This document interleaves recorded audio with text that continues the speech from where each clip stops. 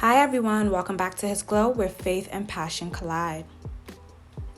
So most of us on here have heard the term know your worth and then add tax. But what if you've already deemed yourself unworthy? Then adding tax will do nothing. Most people analyze their worth based on societal standards and values. The problem with that is those things are always changing. For instance, you're pretty, you're talented, you have a degree, you have money.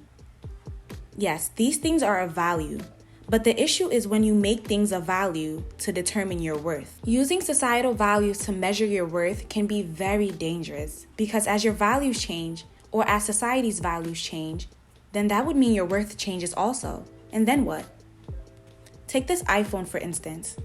Its values are that I can call, text, and see loved ones from miles away.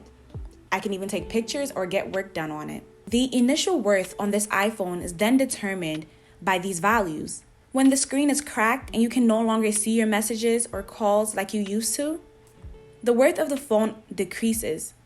Or even worse, when another phone that is better and packages itself with the same values in a better way is released, this iPhone's worth is automatically decreased regardless of its condition. This is a prime example of why we should not use values to determine our worth. We are not iPhones, ladies. We are human beings. There will always be somebody prettier, smarter, more talented.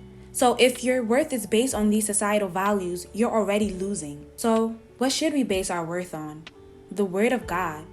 The Word of God tells you are worthy of love and blessing simply because He said so. Not because we worked for it or deserve it, or like the world will try to make us believe that we are self-made, but simply because the Word of God said so. And the Word of God does not lie. The Word of God does not change.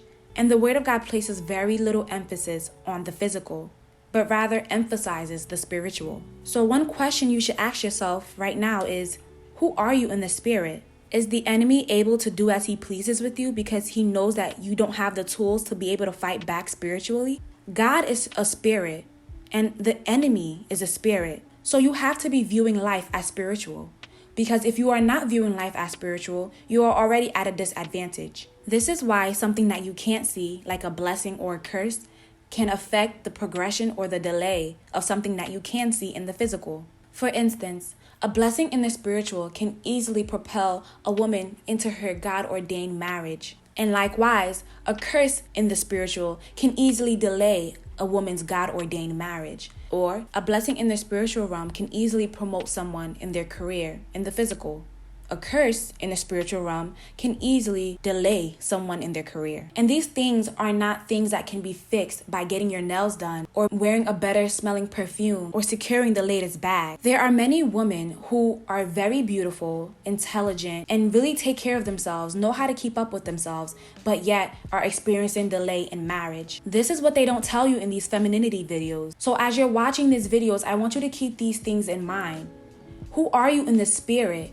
What are you doing to establish that purpose that God has for your life? What are you doing to walk in your purpose? What are you doing to make sure that you are breaking generational curses and breaking off any strongholds that's preventing you from meeting the one that God has for you? Yes, looks and class are important, but if you are spiritually weak, you're wasting your time. Trust me, I like nice things too, because God desires us to have nice things. If He is the same God that takes care of the birds of the air and the wild animals, how much more will He take care of you? But at the same time, we must be very careful of where we're storing our treasure. Those things add value but should not in any way affect your worth. You are already worthy of love. You are already worthy of blessings. If you are still trying to figure out how is it possible that you are still single, I mean, you've got it made. You are beautiful, you are intelligent, and you still can't figure out why you have not yet found the one for you. You need to go before God. Seek His face to ask Him about what is preventing you from reaching your destiny. Don't be fooled by the things you see on Instagram or even the couples that you see here on YouTube.